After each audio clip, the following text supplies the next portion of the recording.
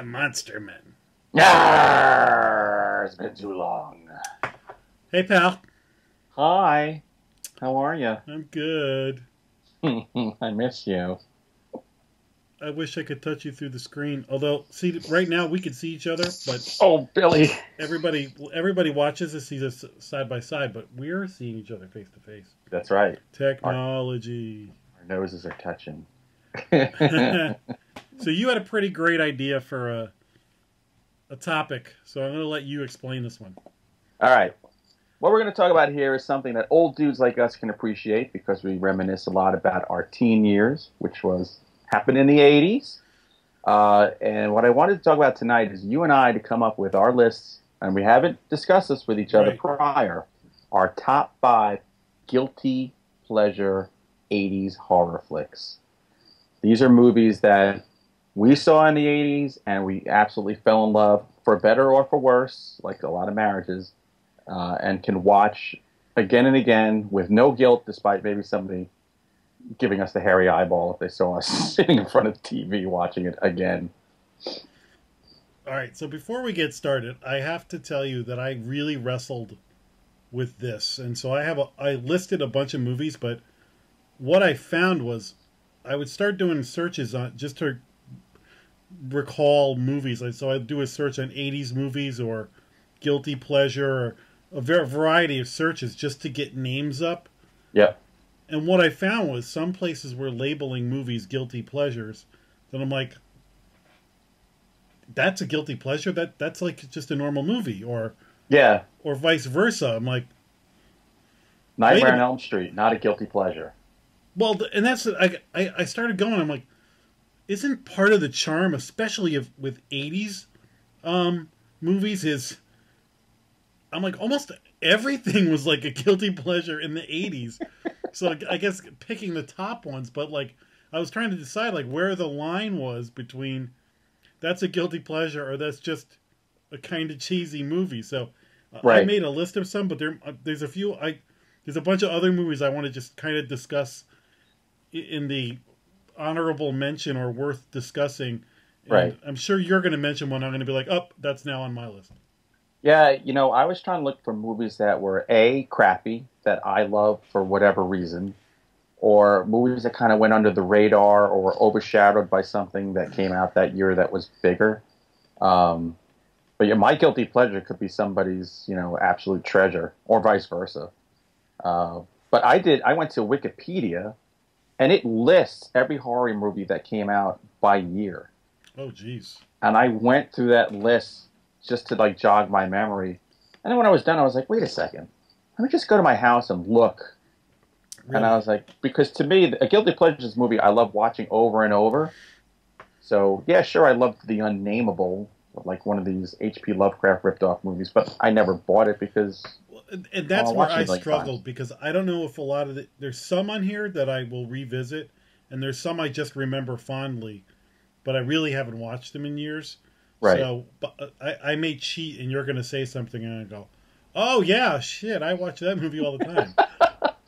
And here's the key, ladies and gentlemen. Stay tuned to the end of this, because there are going to be two giveaways if you stick with us to the end, or if you take a little scroll bar and scroll all the way towards the end. But whatever. Just watch, like us, share it. That's all we ask. Share. You want to play shares. Share. So right. I have 5 movies. I'm just going to show you the edges of the books. I whittled it down to 5. So since you have a list of multitudes, you want to dip your toe in first? Yes, I'm going to give you what I clear-cut guilty pleasure, and if you thought hard enough, you would know what it is. All right. It is a William Shatner movie. Is that from the 80s? I think so. Maybe it's 70s. Well, regardless of whether it's 70, it's either... I feel like it's like a 1980. On the cusp. It's Kingdom of the Spiders. Listen, if it's late 70s, I don't care. This is a guilty pleasure worth talking about. Yeah. So it's William Shatner. Small town gets overrun by killer tarantulas. predates arachnophobia. There's a great documentary about this movie on YouTube if you ever watch it. Mm-hmm. And Shatner will talk about how if you look at some of the side actors in it, they're not particularly attractive people because they had trouble casting in this movie because nobody wanted to have real spiders on them. This is before CG. So yeah, they were real tarantulas. God bless Shatner. There's scenes where he has like 10 tarantulas on him and stuff. And I'm like, oh my God, if there was one in the room, I'd be running. So... well, I think his hairpiece was made out of baby tarantulas. Yes. That was a bouffant that he had in that movie. And, like you were just saying, there's at the end, we're just Captain Kirking him off himself. So, I mean, I bought that DVD, and every once in a while I'll just pop it in because I'm like, I need to see Shatner and the spiders. Oh, I bought that DVD too. I have it. So I love that's a great way to kick off, dude. And that was I'm like, that is a guilty pleasure. The great thing is, in the documentary, he talks about how they actually had enough steam behind that movie to do a sequel, but Arachnophobia came out, and that just kind of sort of, okay, never mind, there's another Spider movie. Yeah, that's okay. I think they ended it just perfectly.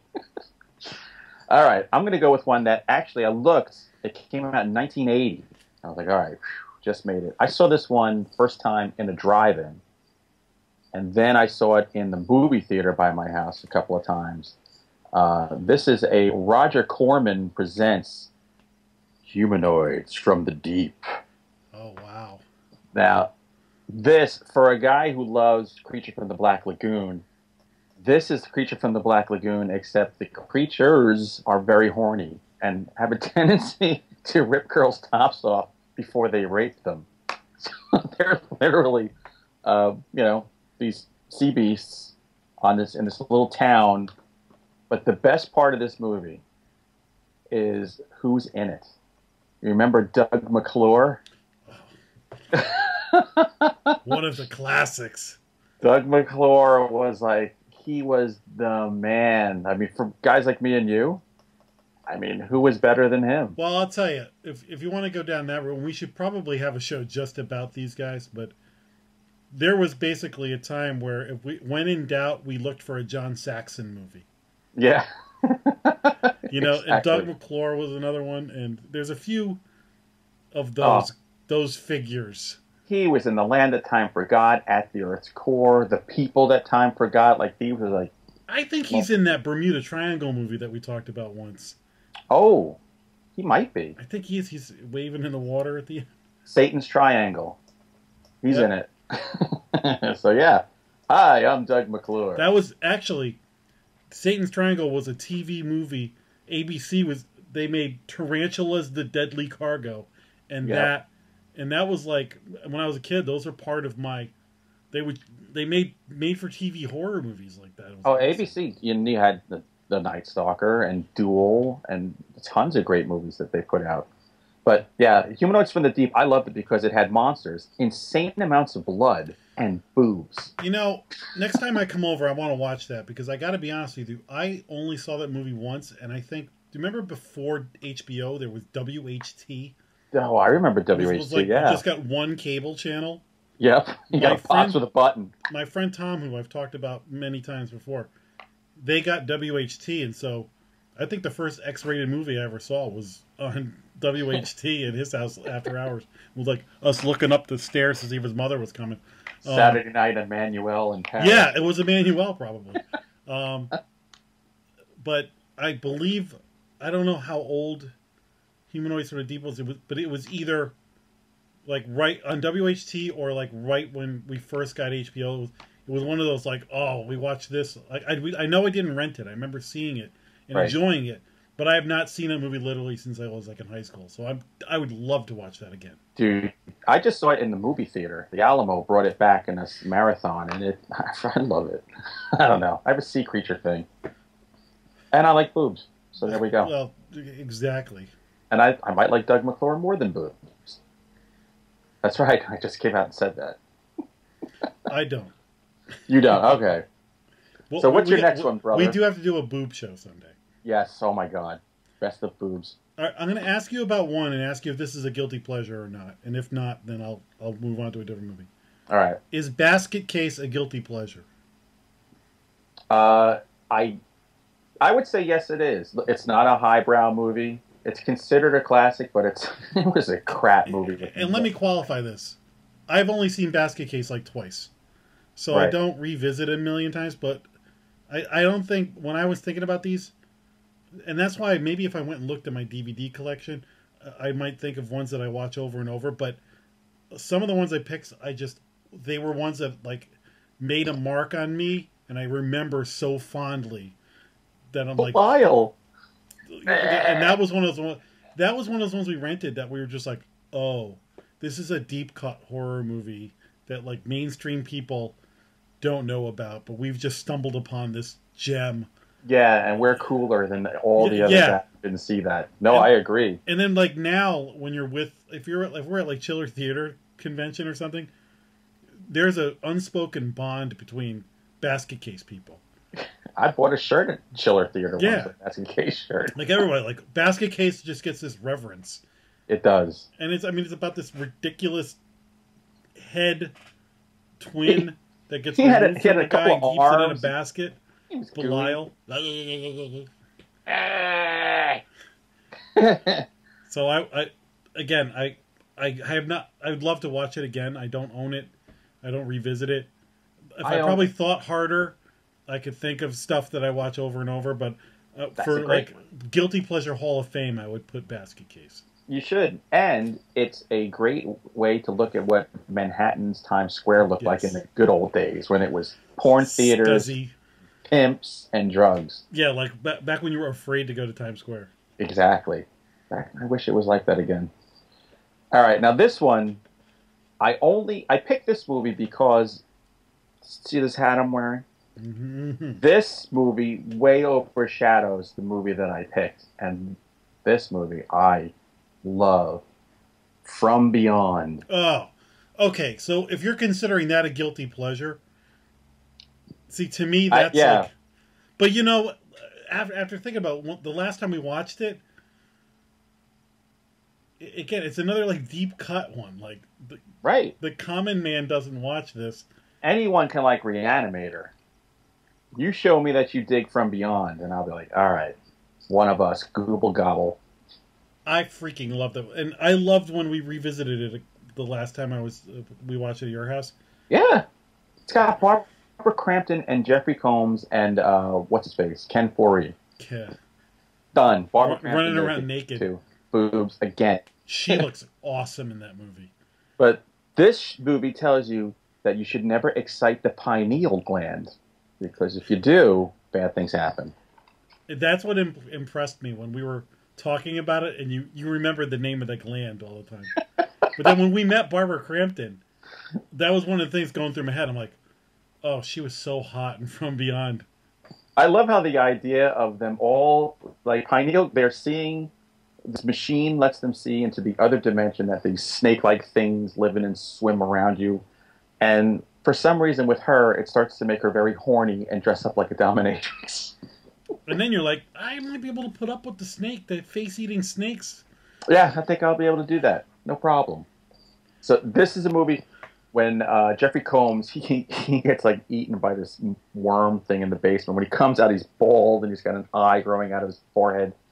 And at one point, he's in a hospital eating brains, just sitting with a jar of brains. And my girlfriend, with now my wife, had to go outside because she thought she was going to throw up. Only time that ever happened. That would be on my list too. From Beyond, I love. I should buy that one. Oh, I got the Blu-ray DVD combo. I'll give you the DVD. Okay. Again, I have not. I probably saw this movie twice, but it is an instant classic, quotable. So I would put it in the Guilty Pleasure Hall of Fame. Mother's Day. Oh, the original Mother's Day. Ike and Adley. I haven't seen that in so long. And here's why. Again, we might watch it today and be like, "This movie's horrible." For all I know, I really haven't watched. I saw it a couple of times. Like we rented that, went bananas. Probably rented it a few times after that. Right. Again, I have not revisited it. I haven't seen it in a long time. But the combination of horror and funny in that movie made it just so hilarious. Those two nut jobs. Isn't that the one where there was the death by Drano? Oh, I think that's the one where they poured Drano down someone's throat. I could be wrong, but I could check. But I know that's the one with Punk Rock Sucks. I literally last saw that movie probably in 1980. But didn't you just love that movie? I did. That was in the theater by me. I remember us trudging down to see that when I was like 14 a bunch of times. So Back when you could get in. Yeah. That's a good choice, dude. Thank you. All right. This next movie. This movie really sucks. I'm going to tell you right off the bat, this is my guiltiest of my guilty pleasures. But it's one my girlfriend and I watched all the time.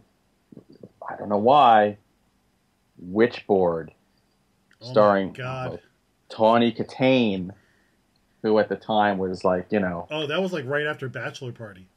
Bachelor Party, the Whitesnake videos. Oh, so she had resplendent, giant red hair. And it's, you know, her and the guy who plays Patch from Days of Our Lives. Patch. When I was in college, I got sucked into Days of Our Lives with some girls I knew. You know, I'd be there like... I got sucked into 90210 the same way. Right. I'd be hanging out with girls, going, yeah, this is great. I'll watch whatever they're watching. I'm making jokes. They think I'm funny. And then all of a sudden one day I'm like, I got to get back and watch Days of Our Lives. Yeah, what's going on with Patch? Is he all right? Now, you see, the interesting thing about this one is what you said about it's a bad movie. Oh, my God. In that I did not like Witchboard. I saw it and I was like, eh. Mm-hmm. So that's the difference where, like, is Mother's Day a bad movie? Like, I just enjoyed it. It was just so low budget and... Right. Like, I don't know. It's almost like is that a trauma movie? Witchboard? No, it's not a trauma movie. Mother's Day. No. That was way too coherent for a freaking trauma movie. Like, some of these, like, Basket Case is not a bad movie. It's just, like, a weird... So, I don't know if... It's weird. It looks like it was shot on film that had been used 4 other times. That's super low budget. Witchboard might be a more pure guilty pleasure. Because almost like what I just said, 90210. 90210 is a guilty pleasure. And this is pure 80s. From the look of it, if you close your eyes and just hear the awful synth soundtrack, you know. And this, you know, watching this movie just makes me remember days of cutting class and, you know, just watching horror movies and watching, because my wife, she's terrified of Ouija boards, so, and this was like the only Ouija board movie we could watch, so we'd watch it again and again and again. And which we do now that I have it in my house. Alright, so here's one I thought of, that the only thing is, I saw it recently, and it does not age at all, but you know how, like, when you first got HBO, there were certain movies they showed 1,000,000 times? One of the Boys? So, like, American Ninja is one of the ones that I saw the movie 100 times. I'd be like, oh, man. And then I saw it recently, and I'm like, this is even more ridiculous than I remember. It should be on Jason's So Bad It's Good. Yeah, he could have a good time with that. I'd like to be the guest for that one. But along those lines was Leviathan with Peter Weller, which was kind of a ripoff between... The Abyss and the Alien. Yes. Oh my God, that was terrible. It was, but I watched it like every time it was on HBO. I just left it on and watched it. So like I would never buy the DVD, and like I said, I watched it recently and was like, wow, this. But if I look back at Guilty Pleasure, I'm like, how many freaking nights of my life did I just watch Leviathan because it was on? Even Peter Weller might hit you in the head for watching it that many times. Yeah, that qualifies. That really qualifies. At the end, a really cheesy monster comes up. Oh my God! See, that and Witchboard, those are crap movies that you just for some reason keep watching. This next one, I don't consider it a crap movie, but for this particular director, John Carpenter, it was a bomb when it came out. Prince of Darkness, with Donald Pleasance and Alice Cooper, who plays a homeless dude, and a whole bunch of Carpenter people that you see in his movies in different guest starring roles. And it's basically there's a vat of green goo in the basement of this church that literally contains the essence of the devil. And Donald Pleasance is a priest, and they allow the scientific team to go in and try to evaluate what's in there. And it's emanating these powers. It turns people into zombies and killers and stuff. It's kind of funny at times. It's again true '80s, but true John Carpenter. And I mean, that's a movie. That's the movie I can enjoy, even not just hearing it. I enjoy the movie. I don't know. I can't explain it. The interesting thing about this one is I did not like this movie when I saw it when it came out. I thought it was boring. Right. It's kind of stupid. And then a couple of years ago, you told me to revisit it. And I did, and I enjoyed it way more now than back then. It's the opposite of Leviathan. I watched Leviathan a million times back then. I couldn't watch it now. I can now watch that movie, and I was bored out of my skull when it first came out. Yeah, I think because John Carpenter was really into metaphysics at the time and theology, and that's kind of where he got the idea for it. So as you get older and you get a little wiser and you learn a little bit more about our universe and religion, it has a deeper impact. So it also has the guy from Simon and Simon with a killer stash. That is a flavor saver to beat all flavor savers.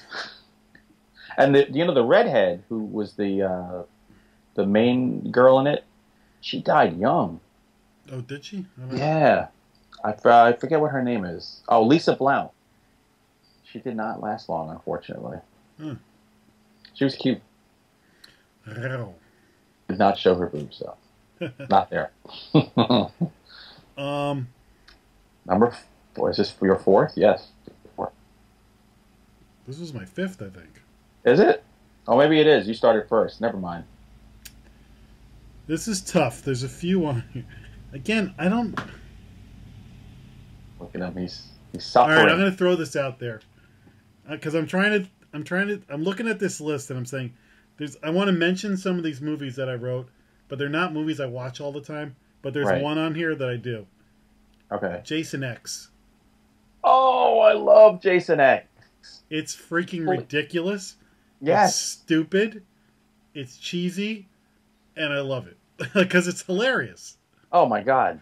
It's so bad it's good. That virtual reality thing?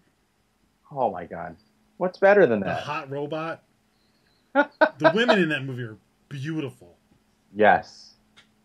And I was going to say only to be topped by the women in the reboot. Oh, my horrible God. Reboot, but... that has the blonde... That's maybe the best looking cast ever in a horror movie. But Jason X, I feel is a perfect guilty pleasure because that movie is terrible. And yes. But here's the thing: Jason Goes to Hell is terrible, but I don't watch that one over and over again. Jason X is terrible, but it's great terrible. I feel exactly the same way. That's if I had to pick like my 3 favorite Friday the 13th, that would be probably number 3. Well, if you think about it, and you and I have this conversation all the time. On the surface, you're always like, you like Jason better and I like Freddy better. But we both like both. It's just, like, if you ask me, I only think there's 2 good Nightmare on Elm Street movies. I think the first one and the third one are awesome. And the rest of them, like, kind of suck. Or I saw them once and wasn't interested in going back. So, I love Freddy, but I love Freddy because Dream Warriors happened. Yeah. And he was hilarious in that. And the movie was great. So you had a really scary one, then a crap sequel, then this amazing, like, funny, take it to the next level thing.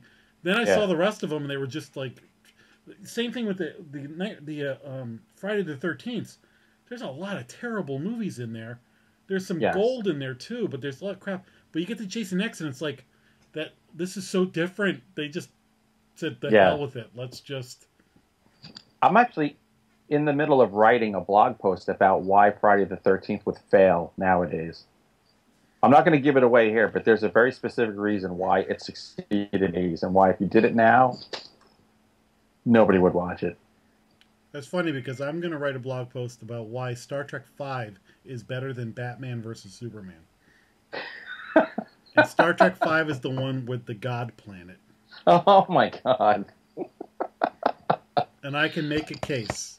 I'm sure you could. I don't doubt that at all. All right. What's your last one? And then I want to throw a few at you. Yeah, my last one, and I have an extra copy of this unopened, and I'm going to give a copy of this to anybody. Well, no, not anybody, but at least one person will pick who writes a comment here on the old YouTubers page. You got to live in the U.S. to get it because I'm not paying for shipping all over the world. Puppet Master.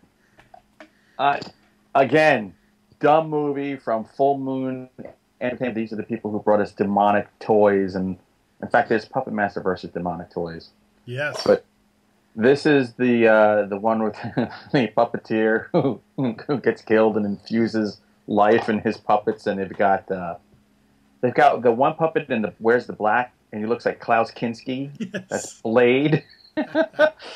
There's the jester, the clown whose head like spins in different directions, and my favorite leech woman, who's like a woman who like her mouth just goes, and she throws up leeches on you, like a Nazi with a screw head or whatever. Again, another one of those movies. If you close your eyes, you know that you are in the 80s. Bad synth music, stupid premise, but man. Wasn't I with you when I bought like yes, 3 of them? So that was the thing. We were at Chiller and I bought the Blu-ray that had the first 3 or 4 on, and then my wife bought me this for Christmas. So this is just the first one. So I will send a copy of this to one person that we pick at random who comments on the old YouTube thing here. And they have to leave their guilty pleasure movie. Oh, I like that, yeah. So don't just comment. Tell us what your guilty pleasure movie is from the 80s, if you can try to keep it in that decade there. So hit me with some of the others you got. Okay, I think you'll agree with me on this one. Again, I wouldn't own this movie, but anytime it's on, and it's not on all that often, or if you watch clips on YouTube, you just start laughing. Right. The Howling 2. Oh. That's the one with Christopher Lee and Sybil Danning. Yes. I think it's The Howling 2. Yeah. Where she's like a witch thing or whatever. I mean, which is the Howling one where it says your sister's a that might be it. I can't remember. But whatever the Howling one was with Sybil Danning and Christopher Lee is in it. It is a freaking horrible movie, but it's just, you can't take your eyes off it. Well, plus Sybil Danning. How can you... Oh, yeah. Take your eyes off of Sybil Danning, who my friend Norm said she always reminded me of a neo-Nazi. And then we saw her at Chiller Theater dressed in a Nazi outfit. Dressed in a sexy Nazi. No stereotypes. Again, another movie that does not age well, but I think we look back fondly on, is Shocker. You know what? I was considering Shocker to put on my list, but... it doesn't have a longevity of... Yeah, I haven't watched it in forever. It's got Mitch Pileggi, who was Skinner from the X-Files. Almost any Wes Craven movie could fall into a guilty pleasure. Actually, I saw Serpent in the Rainbow on a lot of the guilty pleasure. I'm not dead. But Deadly Friend. Deadly Friend. Oh my God. Christy Swanson. I think I saw that once. Now, who sang the theme song to Shocker? It was a heavy metal band. It was like the Dudes of Wrath. Is that who sang that? All-star heavy metal band. Shocker! I know Paul Stanley was in the band. I can't remember who else, but it was like the USA for Africa of heavy metal. Like there was a ton of guys in the Dudes of Wrath. Right. I always get that confused with Dokken doing the Dream Warriors. Dream Warriors is the greatest. We got to do a show about rock music in. Oh my God, we could do a 5-hour show on some of the rock music in those movies. Here's one for you: is Night of the Demons just a great movie, or is it a guilty pleasure? You know what? That was another one I had rolling in my head, and I'm like, you know what? That's a great movie. I'm not gonna. That's the only why I didn't. There's no guilt to be had with loving that movie. Okay, and now I'm gonna jump forward to a more recent movie that I saw on a list, and I said, this actually could qualify as a guilty pleasure. And I think I don't even know if I like the movie that as much, but I can't turn it off. Is Jennifer's Body? Oh my God, with Megan Fox Megan and Fox. Yeah, what's her name? Amanda Seyfried. Who, if you ever want to see her naked for an entire movie, go see that movie, the Linda Lovelace movie. Oh, really? The entire movie. She's got a naked scene with the redhead from The Big Lebowski. Julianne Moore. Julianne Moore. The movie called Chloe, I think it's called. Oh, I never saw Chloe. You just need to see this one scene. Now there's a reason. Jennifer's Body. I actually had my first book, Forest of Shadows, was being considered by the producers of Jennifer's Body. That's like one of those movies, like when I first saw it, I was like, eh. It had its moments, but it wasn't great. But then I find whatever it's on, I leave it on. Well, that goes into the charmed category. Yeah, exactly, though, because Megan Fox is at the height of her powers, and Amanda Seyfried could read the phone book, and I'd be like, this is pretty good. You're awesome. You're so pretty. She's got really pretty eyes. There's a running theme in this whole episode. Yes. Hot chicks. But it was, well, Jennifer's Body wasn't the 80s. But for the other movies, it was the 80s, and there was a lot of hormones going on. You know, we could probably do a follow-up show to this. There's probably so many that I just haven't thought of. There's so many movies if it's on, I'll watch it kind of thing. Like, right. Well, you know what? We can do another one with guilty pleasures from the 70s. That's it. We can do every decade, damn it. Right down to the 20s. That might be it. All right, well, this was a good one. It was. Oh, one more thing. Good. I have a book coming out in August, The Jersey Devil. Nice. This is my return to Beastland. So another thing I want to give away in this episode. I read that one. Oh, that's right. You did read that one. I'm going to give away, to get you all in the monster mood, a signed copy of the Montauk Monster. Again, comment on here. Tell us your guilty pleasure. You're in for a copy of the Montauk Monster. You pick your name. And also, if you go to, if you're on Goodreads, if you're a big reader, I'm going to be giving away 5 copies of the Montauk Monster every month from now and through August. So, nice. I just want to get you all ready for some monster goodness, because if you dug the Montauk Monster, you're going to... What is that Samuel Bronco? You'll shit yourself when you see the Jersey Devil. So yeah, come one, come all. Comments, share, like. Hey, if you want to read a guilty pleasure, any Hunter Shea book. That is pure crap. And if you like it, that's pleasure. And you should feel pretty guilty. I kid. I kid. It's a great book for me to poop on.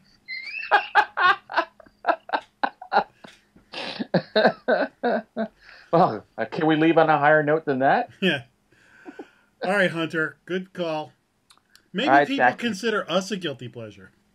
I think you definitely would consider us absolute guilty pleasure. What's the opposite of pleasure? We're guilty pain. Yeah. Guilty self-flagellation. All right, time to wrap this one up. We'll see you next time on Monster Men.